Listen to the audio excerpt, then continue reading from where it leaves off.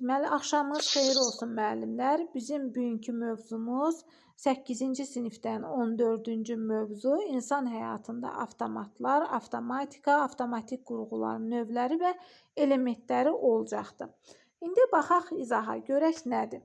Bax, deyir ki, xəyalən minilliklər bundan öncəyə səyahət edək. Buralar nağıl Turanda, yəni əvvəl daşdan, payadan, oxdan istifadə edirdilər qədim insanlar. İndi amma müasirləşibdir, düzdür. Məsəl üçün, ov edə bilən, məsəl üçün, cələ qururdular. Cələ nə idi? Tələ növü idi. Daha sonra da, yəni qədim Yunanlar onlara nə adı verdi? Avtomatas, yəni özü işləyən, avtomat kukla deyirik, özü hərəkət edən. Avtomatas nə oldu?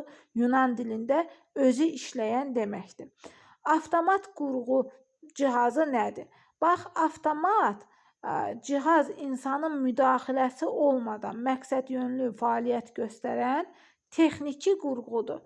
Deməli, necə qurğu oldu? Texniki qurğu oldu. Biz maşında da keçmişdik ki, maşın texniki qurğudur.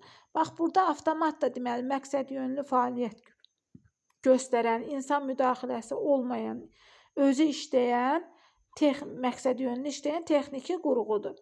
Belə cihazlardan gündəlik həyatımızda geniş istifadə edirik. Avtomatlaşdırılmış yığım maşınlarda, avtomatlaşdırılmış xətlərdə, məsəl üçün qəzet və jurnallar hazırlanır, çap olunur, qablaşdırılır. Məsəl üçün, qida məhsulları çəkən biri, bükən biri, qablaşdıran biri. Məsəl üçün, liftlər də deyirik ki, avtomatlaşdırılıbdır. Liftçi deyilən işçi artıq yoxdur. Məsəl üçün, metroda da bizə turniketlər qarşılayır. Turniket də nə oldu? Jeton və kartla işləyən, fırlanan xaçvari quruluşu olan nəzarət cihazıdır. Ulduz və xaç sözünə biz harda rast gəlmişdik? Poissonda alət olaraq. Burada da turniketdə də xaç sözü var. Məsəl üçün deyir ki, turniket nə oldu? Jeton və kartla işləyən, fırlanan xaçvari qurğusu olan nəzarət cihazıdır. Deməli, məişətdə, məsəl üçün, belə cihazlar, məsəl üçün, paltar yuyandı, avtomat cihaz, qab yuyan maşınlardır, soyuducudur, mətbəx kombaynıdır, radio var, elektrik cihazları var ki, bunlar da yəni ki, işimizi rahatlaşdıran, avtomatlaşdırılmış cihazlardır. Məsəl üçün, istehsalatda avtomatlaşdırma insanı ağır əməkdən, məsəl üçün, sağlamlığa zərər vura biləcək işlərin yerinə yetirilməsindən azad edir. Həmçinin də avtomat cihazlar bizim əmək məhsuldarlığımızı artırır. Məsəl üçün, bir insan tək özü 5 dənə, məsəl üçün, çörəyin kulyonkalayarsa, tutalım ki, 30 saniyə ərzində. Amma avtomatlar nə edirlər? 30 saniyə, bəlkə 30-40 dənə, məsəl üçün, çörəyi nə edirlər? Paketləyirlər.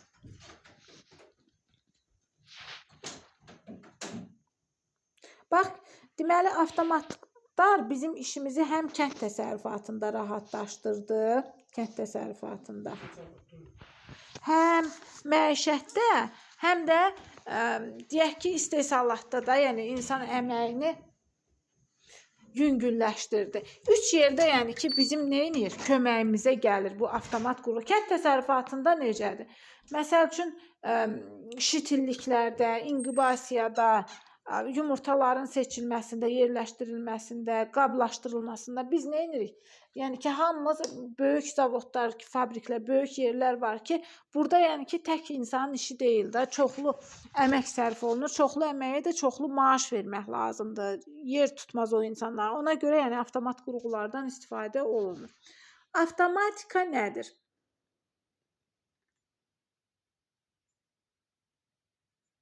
Bax, avtomatika özü elmdir da, yəni ki, nəzəriyyədir.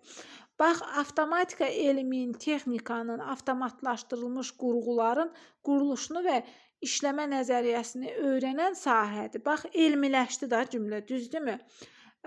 Avtomatdan gedirdisə söhbət, avtomat özü nə idi? Özü işləyən qurğuydu da, məqsədyönlü işləyən qurğuydu. Amma avtomatikádirsə testlərdə bunlar düşür. Deməli, bu özü o sahəni öyrənən bir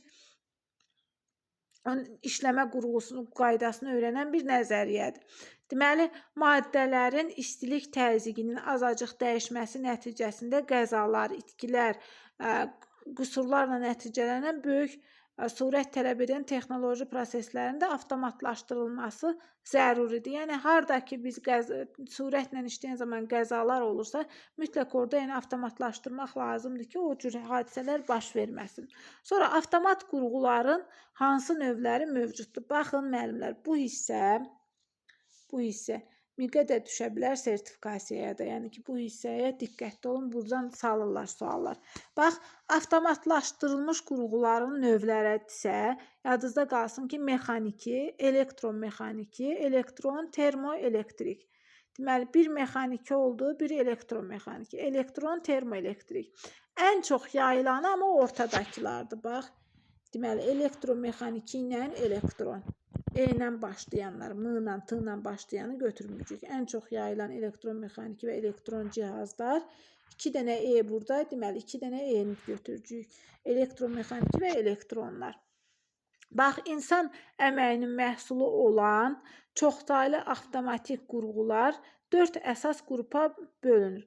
Qurğular neçə növlərini desə, mexaniki, elektromexaniki, elektron, termoelektrik. Amma ki, qurğular neçə qrupa ayrılır desə, avtomatik qurğular. O zaman yadımızda saxlayırıq.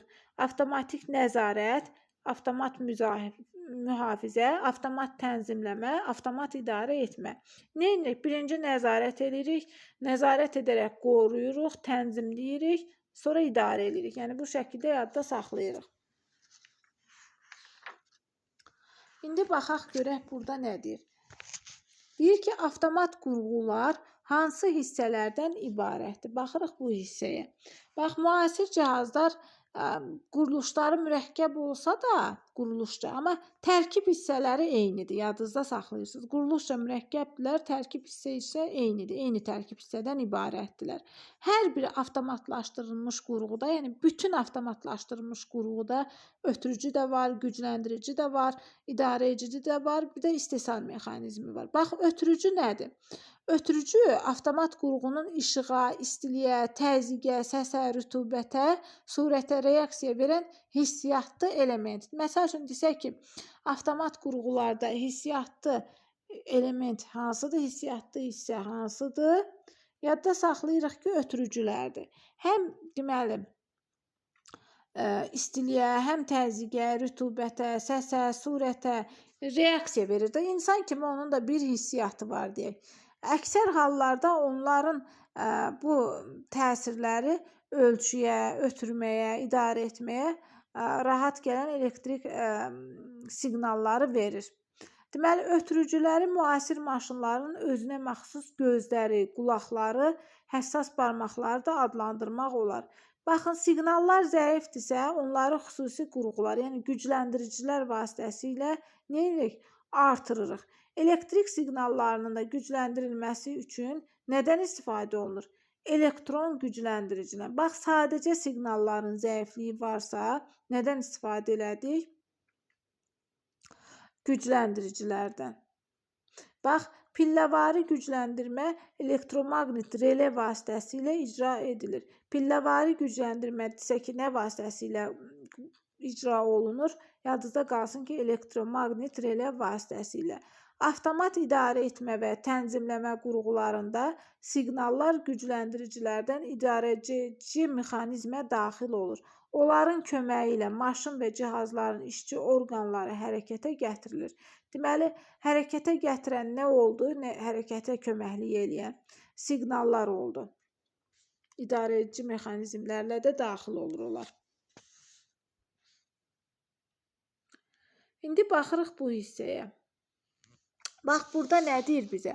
Deyir ki, avtomatlaşdırılmış qurğuların elementləri ilə daha yaxından tanış olaq. Nəzarət qurğusu model üzərində mayenin bax səviyyəsinə nəzarət qurğusu. Bax, burada şəkildə də verilibdir müəllimlər. Mayenin səviyyəsinə nəzarət qurğusu. Bax, burada nədir? Bu 4 nədir? Gücləndirici. Bu hissə gücləndiricidir. Burada xüsusi qol nədir? Bax, bu sallanan 5-ci hissə. sallanan yox, üzr istəyirəm. Bu şeydir, ötürücü üzgəcdir. Bu sap kimi sallanan, bax bu da nədir? Xüsusi val, xüsusi qoldur. Bax bunu yadda saxlayaq, indi davam edək. Bax qurğunun əsas vəzifəsi çəndə olan mayenin miqdarı haqqında məlumat. Yəni bu qurğu bu çən kimi götürüblər də buradakı stəkanı. Bu çəndə olan mayenin miqdarından bizə məlumat verəcəkdir. Bu avtomat qurğuda siqnal ötürücü nədir?